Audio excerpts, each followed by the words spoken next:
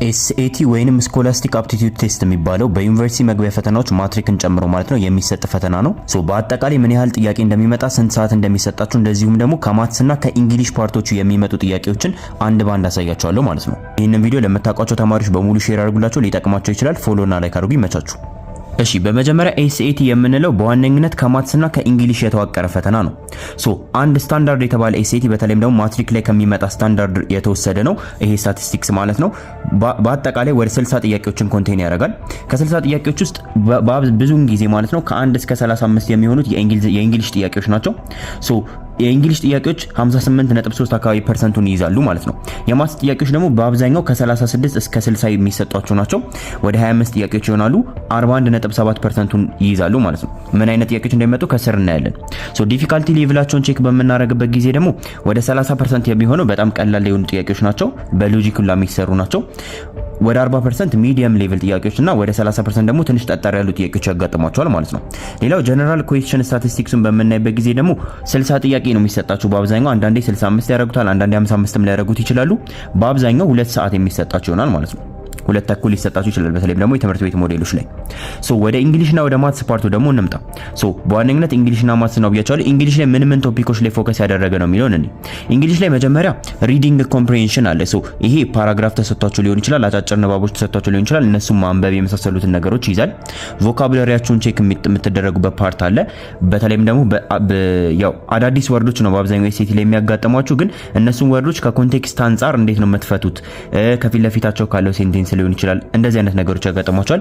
ተመሳሳይና ተቃራኒ ቃላት፣ ፓራግራፎችን መጨረስ፣ ሴንቴንሶችን መጨረስ፣ ግራመሮችን መጠቀም፣ ሳብጀክትና ቨርብ አግሪመንት አንድ ቨርብ እንዴት ነው ለፕሉራልና ለሲንጉላር የምንጠቀመው የሚለውን ያሳየናል። በተመሳሳይ መልኩ ፕሮናውንና አንቴሲደንትስ የሚባሉት ደግሞ አንድ ፕሮናውን እንደ ከሂ፣ ከሺ፣ ከሂዝ ጋር የተያዙ ነገሮችን ይይዛል ማለት ነው። ቨርብ ቴንሶች አሉን። ከፓስት ከፕሬዘንትና ከፊቸር ጋር የሚገናኙ ናቸው። ፓንክቹዌሽንና ካፒታላይዜሽን ደግሞ ኤረሮችን ማግኘት ሊሆን ይችላል፣ ወይም ደግሞ እየተካቸው ማየት ሊሆን ይችላል። እነሱም ይገኙበታል። ሴንቴንስ ስትራክቸር የአንድን ሴንቴንስ ስትራክቸር ፍራግመንት ሊሆን ይችላል፣ ራኖን ሊሆን ይችላል። ወደፊት እናያቸዋለን። እነሱን ማስተካከልና አይደንቲፋይ ማድረግ። ትራንዚሽን መሀል ላይ ከአንድ ሴንቴንስ ወደ ሌላ ሴንቴንስ ወይም ወደ በፓራግራፎች መካከል እንዴት ነው ትራንዚሽን የሚፈጠረው የሚለውን በተለይም ወርዶችን በመጠቀም። ሌላው ሴንቴንሶችንና ፓራግራፎችን ኢምፕሩቭ ማድረግ ሊሆን ይችላል። እንደዚሁም ደግሞ አንዳንዴ ግራፎችና ቻርቶች ተሰጥቷችሁ እነሱን ኢንተርፕሬት አድርጎ ዴታዎችን አናላይዝ ማድረግ ሊሆን ይችላል ማለት ነው።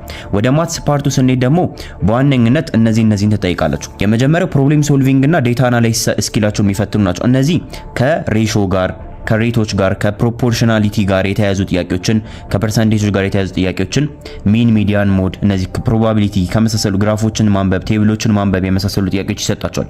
በተለይም ደግሞ እንደዚህ አይነት ነገሮች በአብዛኛው የሚሰጣችሁ በቴብል ነው ማለት ነው። ዴታውን ከዛ ላይ ያያችሁ ነው አናላይዝ የምታደርጉት።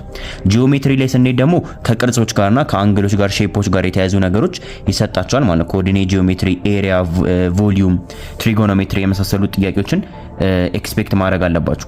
አልጀብራ ላይ ስንሄድ ደግሞ ኢኩዌሽኖች፣ ኢኒኳሊቲዎች፣ የኢኩዌሽን ግራፎች ሊሆን ይችላል፣ ፋንክሽኖች፣ ሪሌሽንስ፣ ሲስተምስ ኦፍ ኢኩዌሽንስ፣ እንደዚሁም ደግሞ አንዳንዴ በወርድ ፕሮብሌም ፎርም ደግሞ በአብዛኛው ሊያጋጥማችሁ ይችላል። ሌላው አድቫንስድ ማትስ ያው ያን ያህል አድቫንስድ አይደለም ኤስኤቲ ማትስ፣ ግን ኳድራቲክ ኢኩዌሽንስ ያጋጥሟቸዋል። ፖሊኖሚያልስ፣ ፋክተሪንግ፣ ራሽናል ኤክስፕሬሽኖች፣ ኤክስፖነንቶች እና ራዲካሎች ከእንደዚህ ጋር የተያዙ ጥያቄዎችን ኤክስፔክት ማድረግ አለባችሁ ማለት ነው።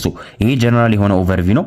በዚህ ቻናል ላይ እንደዚህ አይነት የኤስኤቲ ጥያቄዎችን በደንብ ነው ፕራክቲስ የምናደርገው። ምንም ቪዲዮ ለምታውቋቸው ተማሪዎች በሙሉ ሼር አድርጉላቸው። በተለይም ሃይ ስኩል አካባቢ ላሉ ያው ማትሪክ ላይ መፈተናቸው ስለማይቀር ማለት ነው ሊጠቅማቸው ይችላል። መቼ እንደሚጠቅማቸው ስለማታውቁ ደግሞ ፌቨራይት ውስጥ ከተቱት። ይመቻችሁ።